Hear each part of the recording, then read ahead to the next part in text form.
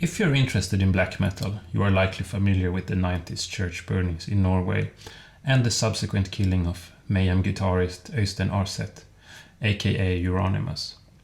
You probably also know that Varg Vikernes was convicted for several of the church burnings, in addition to the murder on Euronymous, and that he was convicted against his denial. Some of you may even be familiar with Vikernes' own version that has been posted online and elaborated upon in great detail in his recent book To Hell and Back.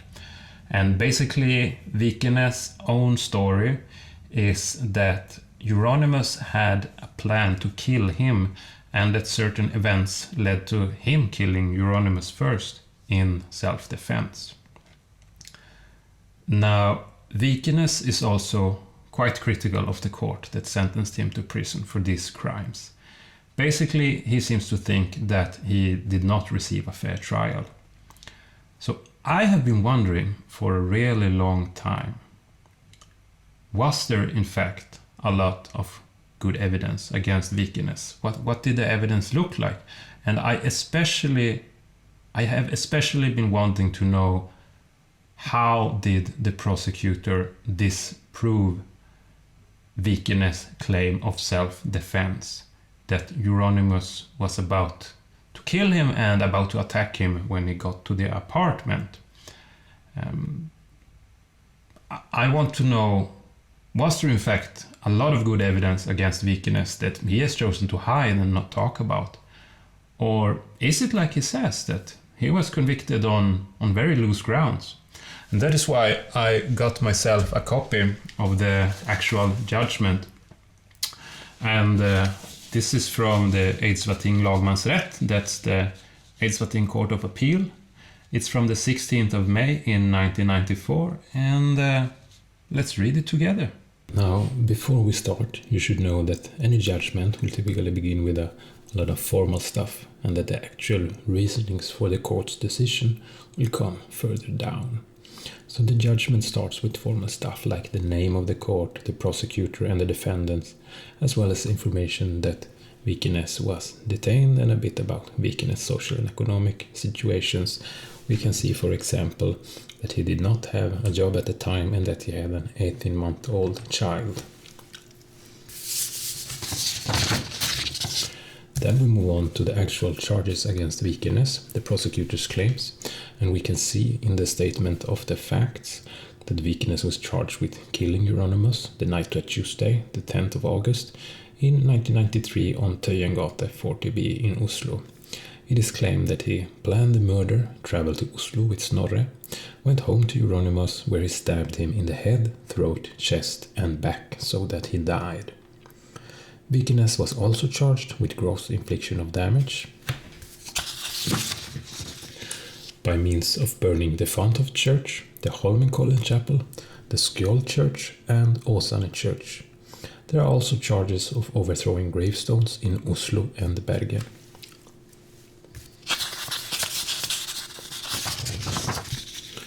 Furthermore, Vikernes was charged with having attempted to burn down Store Tveits Church clock tower. Apparently, Vikernes was also charged with theft according to the following.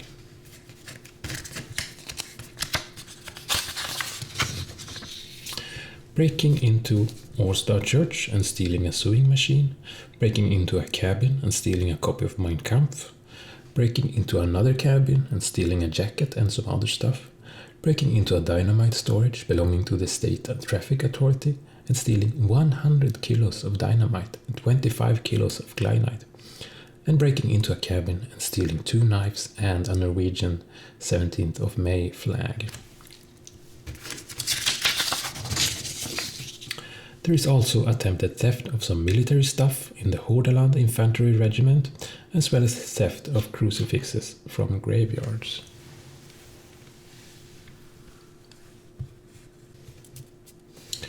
Then it says that there were aggravating circumstances surrounding the murder. And finally, it also says that the prosecutor pleaded for punishment to be preventive detention for at least 10 years. Regarding Snorri, it says that he travelled with Vikernes to kill Euronymous, but that it was Varg Vikernes who did the actual stabbing. Okay, so then we come to the part where the court says that it will convict Vikernes for 11 of the main charges, acquit him for 7 of them, 6 of these, the thefts,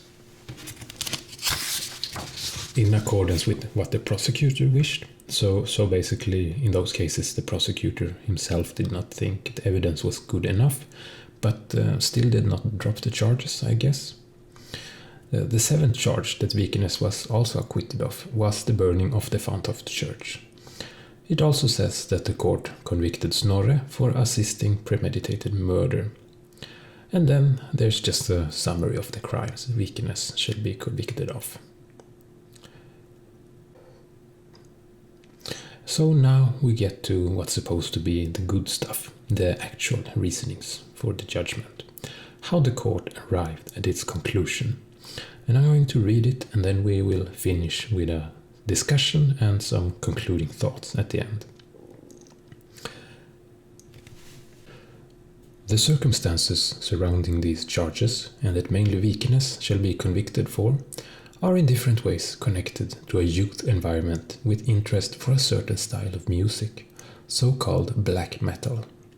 Varg Vikernes was and is an active performer of this music style. He played in bands in Bergen and has released several albums. The man who was killed by Vikernes and Ruch on the 10th of August in 1993, Øystein Aarseth, was a leading person in the same music environment in Oslo. He had a record label called Helvete in Schweigardsgate until January 1993, and he was until his death involved in releasing records with black metal music. For reasons the court can't understand, several of the musicians with connections to this style of music were hooked on an ideology that made its mark on this youth environment, and that at least to some degree can explain the very serious crimes that have been committed. And the violent disagreements that arose between Øystein Aarseth, Varg Vikernes and others. Vikernes has explained himself that his style of music is Norwegian Aryan black metal, and that his ideology is anti-Christian, anti-Jewish, heathen, nationalist and Nazi.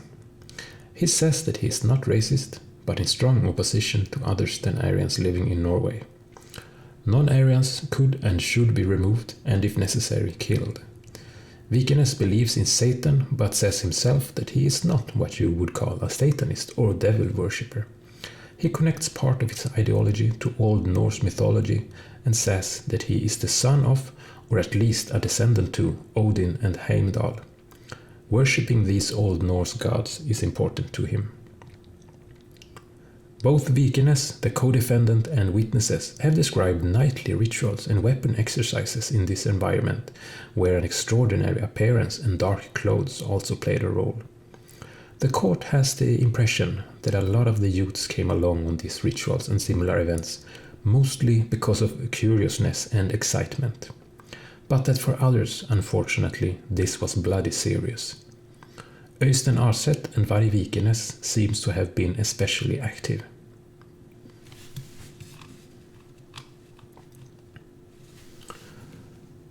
Persons with connection to this environment in Oslo and in Bergen are in other contexts charged with desecration of graves and theft from graveyards as early as in 1991.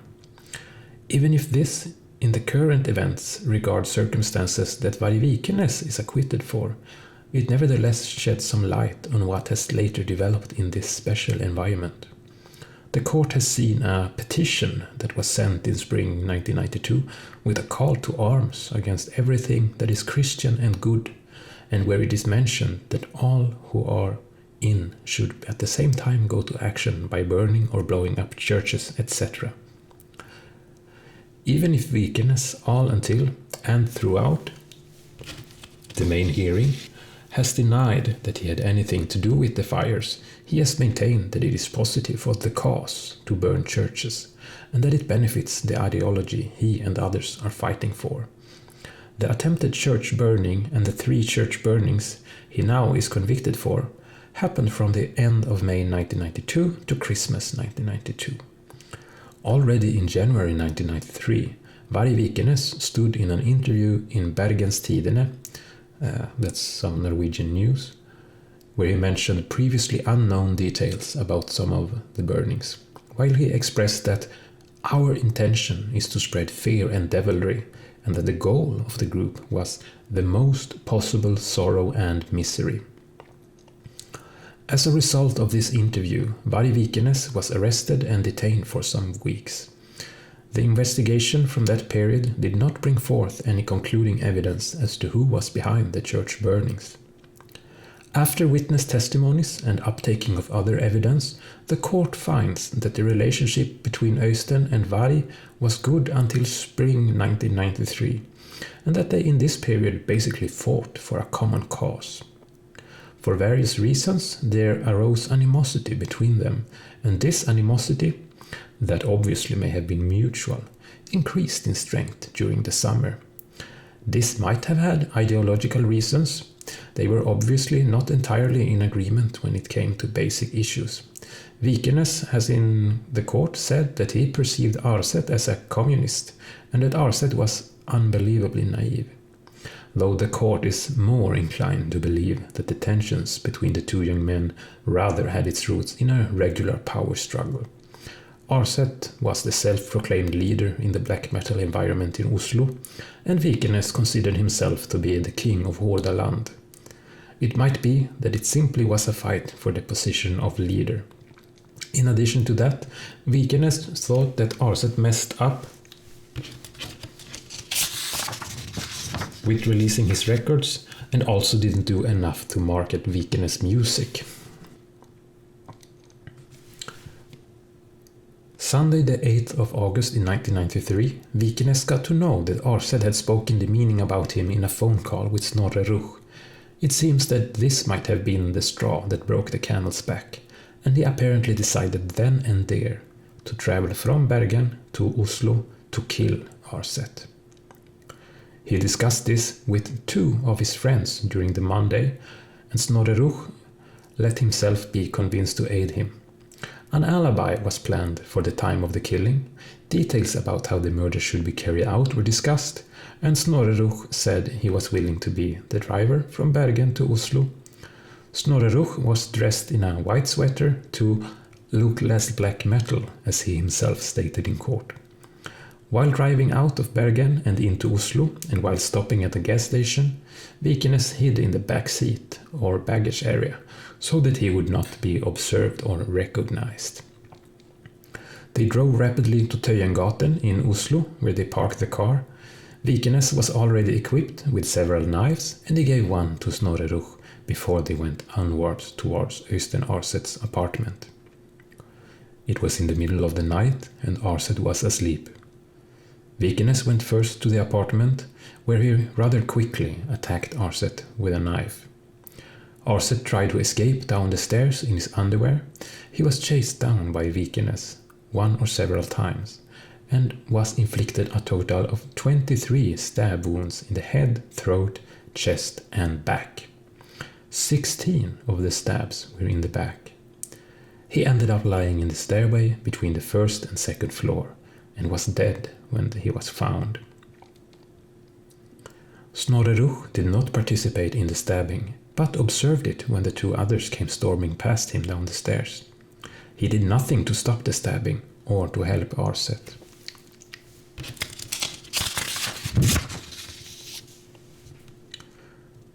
The murder of Arset was carried out in a raw and cruel way, almost with blind violence from Vikernes' side. Arset had no chance to defend himself. It is difficult to find or understand a motive for the murder, apart from the fact that Vikernes, as mentioned earlier, might have wished to solidify his position in the environment and promote his own musical career. The long and meticulous planning, without any form of hesitation seeming to have been expressed, reinforces that this was premeditated, and also reinforces how aggravating the circumstances around the murder are. Vikernes was, as will be shown, active and the driving force in relations to the killing. It is, however, difficult to understand how Snorre Ruch could let himself be convinced to aid as actively as he did, and why he did not say no at a much earlier stage. In itself, the punishment that is to be delivered for only the killing has to be very harsh. In addition to this, he will also be punished for 3 church burnings and for 1 attempted church burning. The 3 churches, Holmenkollen, Skjold and Åsane, were all completely destroyed. In addition to the large economical values that were lost, there of course has to be considered the cultural, historical, national and religious values that were destroyed. There is no doubt that for most Norwegians, not only Christians, it is deeply offensive that these type of buildings are destroyed in such a planned manner. And it was precisely this effect that Vikernes apparently wanted to achieve. After the uptaking of evidence in the case, the court finds that Vikernes was the leading or influential voice regarding all these violent acts. Yes, it is possible that he,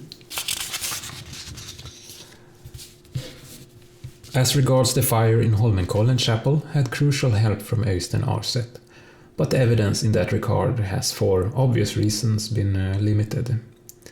The court has received witness testimonies from some other persons who in different ways have been part of preparations of or the carrying out of the 3 church burnings, and also on the attempted fire at Store Tveit Church Tower.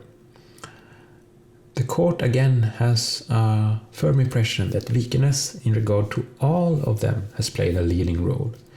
He has also, in front of others in the environment, bragged about his activities regarding church burnings, as he, as already mentioned, thought that it was honorable in this environment to burn down churches. The court has been hesitant regarding how these church burnings are to be evaluated when it comes to measuring out a punishment. There is no existing precedent except for the court's judgment from the 25th of February in 1994 in the case against. He was sentenced to 14 years in prison for premeditated murder and for assisting the burning of the Holmenkollen Chapel. How much the church burning contributed to the total sentence is not able to determine, but in any case it is clear that the court had perceived as an assistant to the others who carried out the deed. The court states, though, that it is a matter of serious crimes and that there can't have been any doubt in the defendant's mind about the seriousness of it, and that, for general preventive reasons, there must be a strong reaction to their crimes that can be attributed to values developed in this kind of youth environment that is currently at hand. This court finds that it must be a very strong reaction on Vikernes, who has played such a crucial and leading role in regards to all the church burnings he is now convicted of.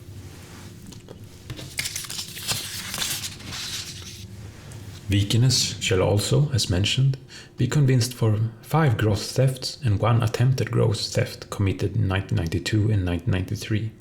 Even if these circumstances only have limited relevance for the sentencing, they nevertheless contribute to the picture of Vikernes in that he is also burdened by ordinary criminality. The court cannot see that there for Vikernes' part are any mitigating circumstances of any kind. Yes, he is relatively young, but the medical experts have stated that his intelligence is above average. Vikernes has been subjected to a forensic psychiatric assessment by the medical experts, legal psychiatrist, and chief physician. They have given statements about Vikernes' accountability and his mental abilities. The latter in regards to the fact that the prosecutor initially motioned for preventive detention. The medical experts have stated that they found that Vikernes undoubtedly had insufficiently developed mental abilities. Elaborating upon this, they said that he, despite his intelligence, in many ways seemed severely immature. After advice from the medical experts, the prosecutor decided not to motion for preventive detention. However, even as it has been found that Vikernes is immature, maybe even somewhat childlike, the court finds that this can't be given any meaningful weight in the sentencing in such a serious matter as this one.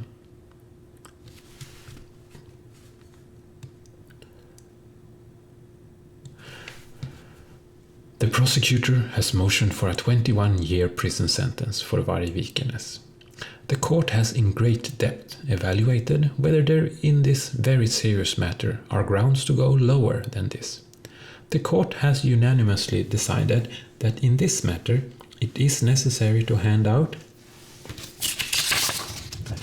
the maximum prison sentence, 21 years. Emphasis is placed on the fact that the premeditated murder has been planned for a long time and was carried out in an extraordinarily raw and brutal way, without any reasonable motive. In addition to this, there needs to be a stern reaction against Vikernes actively planning and carrying out several church burnings. The prosecutor has emphasized, and the court agrees, that this is necessary for general preventive reasons to mark the seriousness in this completely special type of gross damage.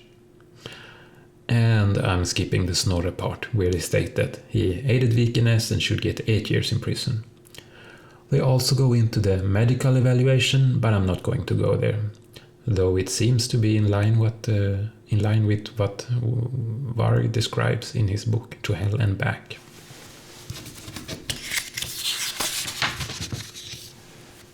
It also says that a minority of the court only wanted to give Snorre 6 years in prison, so there were actually some dissent there.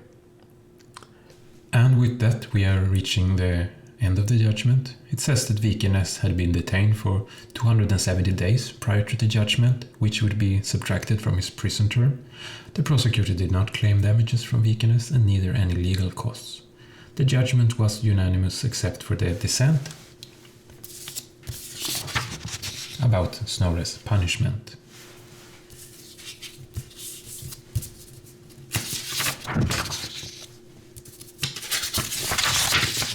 It also says that the judgment was delivered orally in front of the defendants, and by 1530 it was over.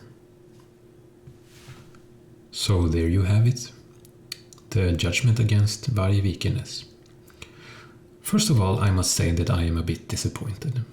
We got the court's conclusion, but there was no real reasoning presented. We have no idea how the court reached its conclusion. It simply described what it thought happened, that Vikernes planned the murder, traveled to Oslo together with Snorre and carried it out. Basically, the only time the court even mentioned evidence was when it wrote that after witness testimonies and uptaking of other evidence. And in regards to the church burnings, the judgment seems based solely on the fact that Vikernes supposedly had bragged to some friends about church burnings, but the court doesn't elaborate upon that in the judgment either. A couple of things I'm wondering are: what did the forensic report on Euronymous' body say? What did the forensic medical experts say? And what did Varg, Snorre and the witnesses say? I'm sure they all had pretty lengthy statements. And how did the court piece together the evidence in such a way that it found Varg's objection about self-defense disproven? Was there any weapon in Euronymous' apartment? There must have been a forensic examination of both the apartment and the stairway. Now, the two friends, what did they say in their testimonies? Did they say that Vikernes had told them he was going to kill Arset? What did the witnesses say about Varg bragging about burning down churches? The court also repeats several times that there was no reasonable motive for the killing, so it never even touches upon the self-defense issue or the perceived threat that Vikernes has talked about. Is it possible that Vikernes did not even raise that issue of self-defense in the court? From this judgment, it is not possible to tell. It would have been really nice to have transcripts of everything that was said during the trial, and a description about what the forensic investigations of the body and the apartment revealed, so we could form our own opinion about the evidence for and against Vikernes. But the way this judgment was written, it leaves so many questions in the air. My own personal opinion is that this judgment does a very poor job. In fact, it doesn't explain at all how it reached its conclusion. The only time we actually see some reasoning developed is in the sentencing. But about the actual crimes, there is none. So the judgment makes it impossible for an outsider to understand how the evidence against Vikernes looked and to understand why he was convicted, how the court reasoned, and how it handled his own version. As I said, it would have been nice to have transcripts of everything that the parties and witnesses said during the trial. But this was all 30 years ago, and there are no existing records or transcripts of the hearings left. Now there's probably a forensic report with pictures of Euronymous' dead body and stuff from his apartment resting in a file cabinet in the basement of some Norwegian archive somewhere. But I think we can rest assured that it will stay locked up there, as I don't think anyone is ever going to open that file again.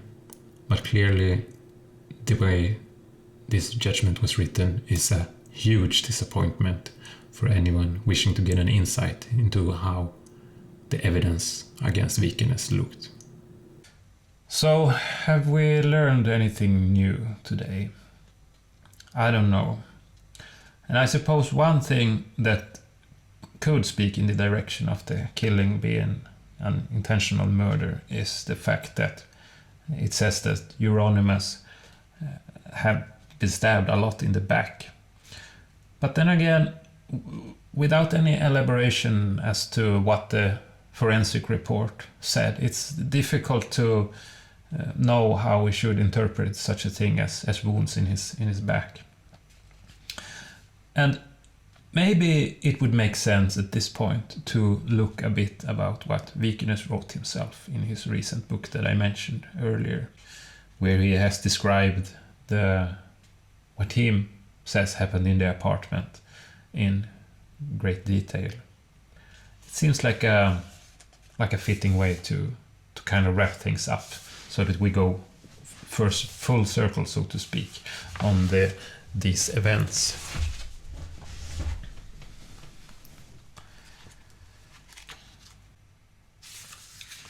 And we pick up where Varg and Snorre has arrived at Euronymous' place. I called the doorbell. He replied from the 4th floor, I think, in his apartment complex, in the speaker. He told me, "It is a bit late." It was 3 o'clock in the morning, and I said, "I have brought the contracts." He said nothing, but kept me in. Snorre stayed behind to finish his cigarette downstairs, because he was not allowed to smoke in Euronymous' apartment. Because that makes sense, right? You go to a guy with plans to murder him, but you respect his policy of no smoking in his apartment. When I had climbed the stairs, he stood there, still in his underwear, holding the door open. He pretended that everything was all fine between us. We went into his living room, and I handed him the contracts. He looked at them to see if they were signed. They were. Things were not all fine between us, though, and I was probably a lot more aggressive than I should have been. When I told him to basically fuck off and stay away from me, pointing my finger at his face, he panicked. He dropped the contracts and kicked me in the chest. I easily pushed him back and in the process threw him to the ground. For a moment, both of us considered what to do next. And when he looked at a visible kitchen knife in the kitchen and suddenly got up and ran for it, I quickly fished up my own blunt stiletto knife from a pocket, moved to block his access to the knife in the kitchen and stabbed him, half-heartedly I have to say, because this was a pretty dramatic and to me new move after all. He then charged for his bedroom instead, where I believed that he had a shotgun and also the stun gun he had ordered from the USA. If I recall correctly, police investigation showed that he had the shotgun, but not a stun gun. It had not yet arrived from the USA at that point. So as I saw it, my life was still in danger. I naturally assumed that even though he was not prepared for it right there and then, he intended to carry out his plan to murder me, so my life was indeed in danger. Instead of trying to get to his bedroom, he took a right turn and ran out into the hallway. I managed to stab him at least once on the way out in his upper left shoulder. This time I did not hold back. I had crossed that line. Blood would spray from his shoulder when I pulled the knife out again, and I was surprised by just how bloody it was. When he opened the door, we saw Snorre's face lit up by the light from his own lighter.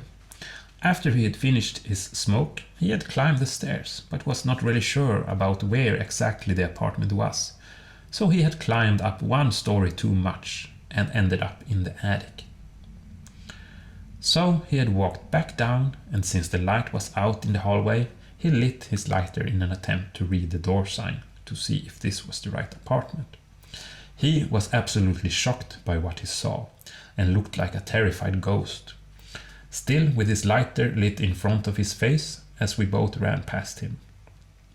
According to police interviews, Snorre completely panicked and had a blackout at that point and did not remember anything else until I later on, several flights further down, asked him, "Are you okay?" Norwegian, "Går det bra?" Euronymous continued to run, but then stopped to make a stand one flight down. Maybe he thought that Snorre would help him. Personally, I believed that, because I had no idea where his loyalties were. So I had one enemy in front of me and one potential enemy behind me. Euronymous tried to punch me, but I blocked his punches with the hand that held the knife, so in effect when he swung his fists at me, all it did was to land a stab from my knife to his arm, bicep. Snorre still stood frozen in front of the front door, probably still with his lighter lit. Euronymous then made a run for it again and started screaming "Help!" and banging the doors that he passed on the way down, as well as the walls. "Help!" I followed and kept stabbing him in the one part of his body that I could reach as we ran downwards, his upper shoulders. I was still worried about Snorre helping him. Again, the amount of blood spraying the walls when I pulled the knife out after an attack was surprising. It was a lot more bloody than any horror film I had ever seen depicting it. When he reached the first floor, he smashed a glass lamp on one of the walls, probably unintentionally, and probably because he was banging the walls to wake up other residents in the apartment block to get them to help him. And he then slipped and fell into the shards of glass, now all over the floor. He literally landed in his underwear in a pile of glass shards. The autopsy report claimed that the cuts he got from this were inflicted by me, including one under his foot sole, as if I had stabbed him under his foot, which of course made no sense whatsoever, but their job was to demonize me, so... "You have a cut under your foot sole. Could it come from the glass shards on the floor where you later got up and stood barefooted, or is it a knife cut from the guy you fight with? Hard to tell, right?" 23 stab wounds, bruh. No, but understand that people who fight for their lives are filled to the brim with adrenaline that will keep them going even after they have received wounds that will later on lead to their death. And yeah, some people can die from a fall from a chair, whilst others can survive being shot 3 times at point blank range with a .375 Magnum revolver. This is just how things are, whether we like it or not. Anyhow, I slipped past him and readied myself for more melee. Euronymous was trying to get back up on his feet when Snorre came running down the stairs. I immediately understood that he was no threat to me, as he just ran past me with a completely pale face and panic in his eyes. This is the moment I woke him up from his panic by saying, "Are you okay?" He was pretty far from being okay. In the meanwhile, Euronymous had gotten back up on his feet, and because I was standing in the stairs leading down, I was a little bit under him, and he tried to kick me again. He missed, and I countered by taking a step up and thrusting my blunt knife through his forehead. He immediately collapsed, fell down to a sitting position, and exhaled, like people often do when they die. His eyes rolled backwards. The knife was still stuck in his forehead, so I jerked it out, and doing so, no longer held his dead body up in a sitting position, and he slowly fell forwards as I turned and ran, worried about Snorre, who had the car keys and who looked like he was in total panic. What if he took the car and left me there, all covered in blood? As I ran, I heard a large bang behind me as Euronymous' dead body rolled down the stairs and landed on the flight below. If the other residents had not heard anything before, they sure would have heard that, I thought to myself, and ran towards the car.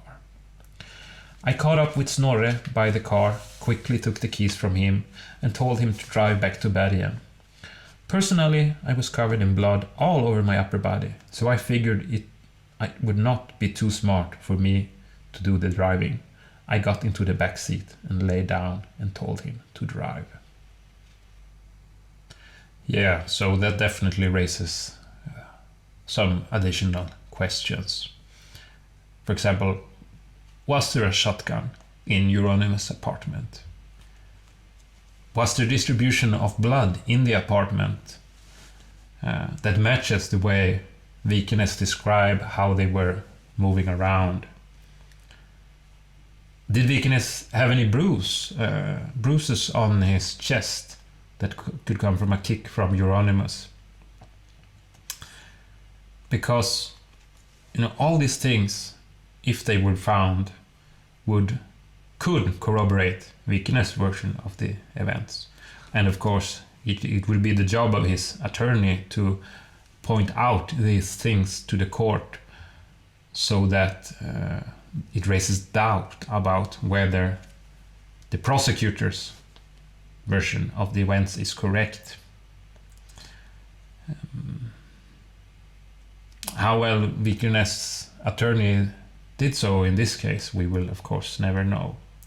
But as you know, you are innocent until you're proven guilty, and if you have a defendant who claims self-defense and the story is not entirely implausible and there are facts on the scene that could support the defendant's version, then it would take a lot to convict a person in such a case. What is even more surprising, of course, is that this is pretty much the case that we have here, and there's no reasoning about this in the judgment, so we cannot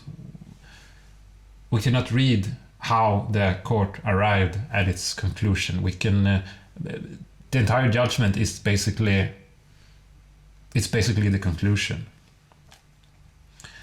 So to sum it up, I have no idea what happened that night 30 years ago,